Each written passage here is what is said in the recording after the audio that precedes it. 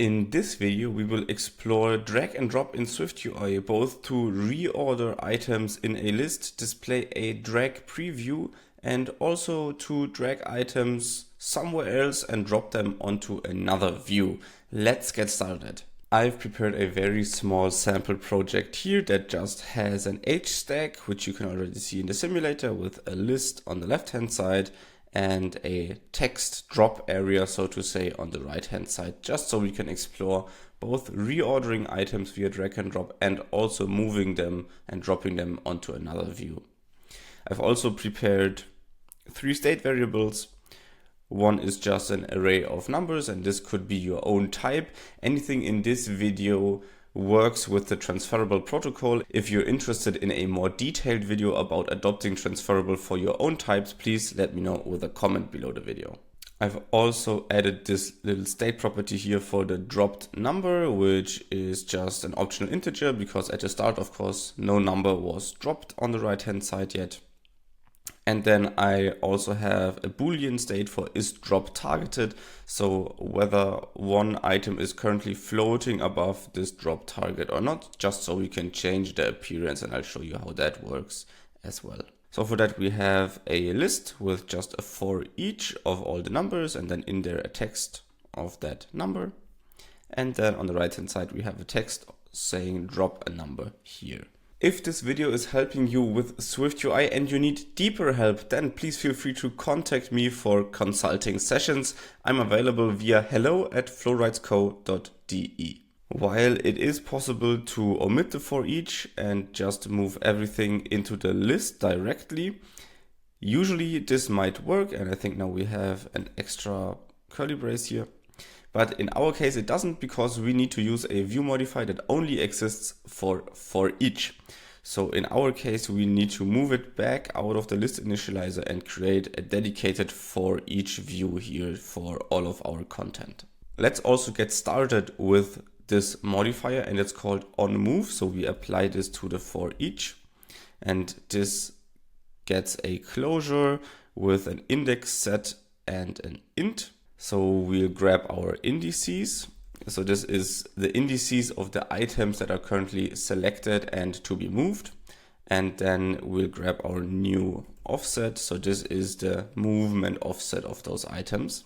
And since we're working with an array, there is a very easy way to implement this, and it's just called array.move from offsets. And this is our indices list to offset, and this is our new offset int here. And if we quickly run this in the simulator, you will notice that drag and drop within the list will already work.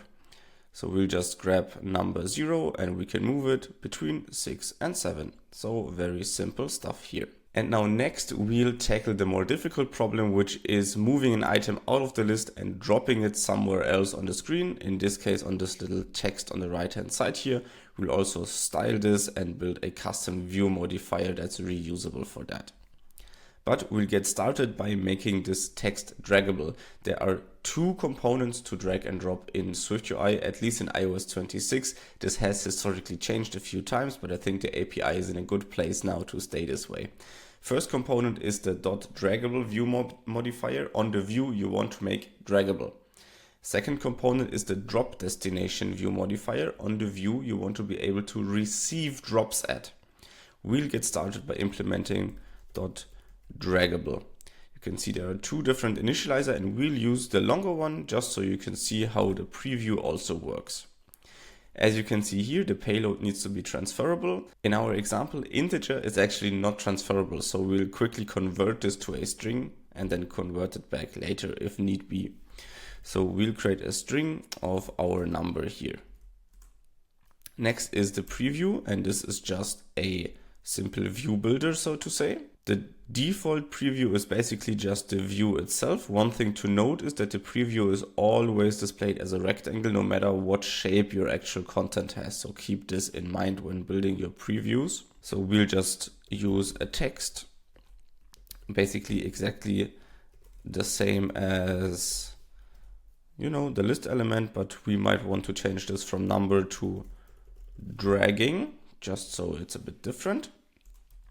Then we'll add some padding, and we'll also perhaps add a red background in a capsule. And now if we run this again, you'll notice that we have this new drag preview, but you'll also notice that the drag preview is always a rectangle, no matter what the content size is. So this is a bit annoying. I'm not sure whether there is any way to fix this. If you know a solution to this, please let me know with a comment below the video. So this was our first component, making the numbers draggable, but of course, we can't really drop them anywhere yet. They just move back into the list. So let's implement a drop destination next. So let's move on to the text on the right hand side here, and we'll add the .drop destination view modifier. As you can see, there's also on drop, and there's also a deprecated drop destination view modifier. So we'll use this one here. So we'll say for, and we're of course handling strings, as that's what we converted our number to. If you have a custom transferable type, you're of course adding your custom type here. Next, we grab the items in the closure, and we don't care for the second argument in this case. First, let's unwrap the number from this string, because we of course converted it beforehand. So let's say guardlet value equal items dot first, because this is an array of items. And then we'll say let number equals an int of the value. If this doesn't work, we'll just return false, because this drop destination has to return a boolean, whether the drop worked or didn't work, whether it was accepted or denied. So if we can't find a number in this string, then we'll of course deny the drop action. And then there's three little things we need to do. First of all, let's say dropped number, which is this little state that we added up here, which we'll use to update our text. Let's set this to the number we just unwrapped. And let's also return true in the end, so the drop succeeded. One more thing that we might want to add, now this is of course optional, but what I want to have happened is if I drag 0 out of the list, it should also be removed from the list. So what we're going to do is say numbers.remove all, where the number is equal to this number. Now let's run this in the simulator and have a look at what happens. So we can now grab number 0, we have our drag preview, hovering over the text, you will see this little plus icon or badge up here, we can drop it and it's gone from the list, so this already works. But of course it's not displayed in the text view yet, and there was also no animation, it just suddenly disappeared from the list. So let's wrap this little remove all call in a with animation block. If we run this again, then you'll notice that it looks a bit nicer how it gets rid of the item in the list. So we can drop it now, and then you can see the list automatically scrolls up and animates this change. So that's already nice. Last thing we need to do is actually accept it into the text. And for this, there are two more steps. First of all, we build a custom view modifier. And second of all, we need to somehow extract the information that the drop is currently being targeted, or the drop target view is currently being targeted. So let's get started by creating a new struct, and I'll call this drop target modifier. And this is of course a view modifier. And view modifiers only need a single function called body content. And in here we just need to return a view. So let's get started by returning content. I'll write out a little bit of styling code here. So we'll first give this a different font, and I'm choosing title 3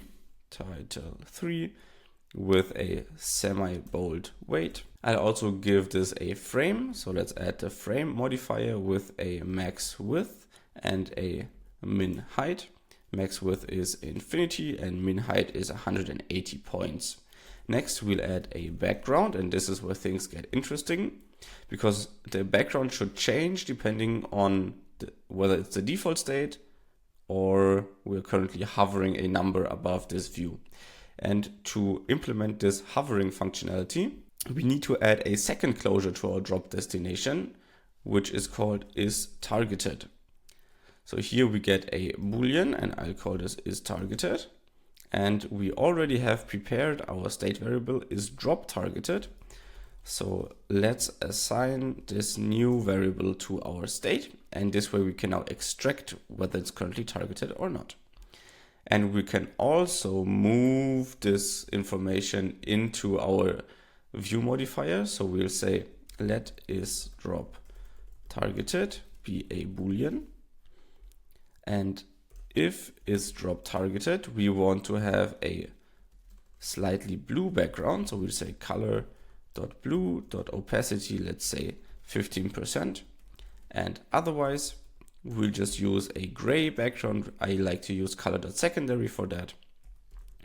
And we'll also give this a perhaps 10% opacity, just so it's a bit lighter. And we'll also add an overlay for the little outline that I showed you in the beginning. So let's create a rounded rectangle here. And let's say the corner radius might be something like 16. Let's also stroke this, and the stroke should once again depend on if it's targeted or not. So if it is targeted, let's make the stroke fully blue. Otherwise, let's make it secondary with an opacity that's slightly higher than the background. So let's say 40%. Let's also specify the stroke style. So this should be a stroke style with a line width of perhaps 2 and a dash of 8 points. Two more things for our little drop target modifier. Let's first of all add a clip shape. So this is a rounded rectangle. And let's also give this a corner radius of 16. As you know, if you don't specify a clip shape, the view will automatically be a rectangle. And in many cases, this generally does not matter. But as we're talking about drop areas here, it actually does matter where the hitbox of this view is created. And that's why we're giving it a clip shape. So the corners don't actually count as a hitbox for the drop target. And let's also add a little bit of padding around this view as well. To make things a bit more convenient, I like to create an extension on view and create a function in there for my newly created view modifier. So I'll just call this drop target modifier. This also gets the same arguments that we need for our view modifier. So in our case, just is drop targeted as a bool. This returns some view.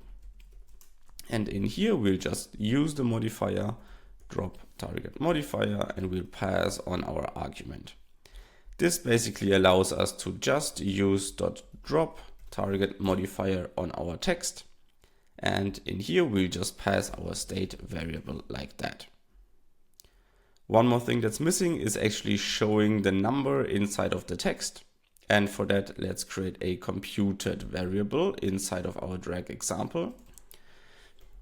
And I'll call this dropped text, and this is just a string. So if we have a dropped number, which is our state variable here at the top, which we assign in our drop destination view modifier. So if we have one of these, then the title should be dropped this dropped number.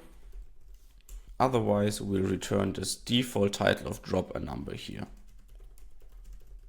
And lastly, we'll use this inside of our text, just like that. And now we can run the app in the simulator again. And then you can see that we have fully implemented drag and drop from a list, or literally any view could be marked as draggable. We have our preview, currently says drop a number here. The background and the outline changes to blue when we hover the item above. And when we drop it, the text changes to dropped 0. Background changes to gray again. Let's try again with 7, and you'll also notice that it gets removed from the list and gets dropped into this little rectangle here. If this video is helpful to you, please consider subscribing to not miss any future uploads about SwiftUI and iOS development.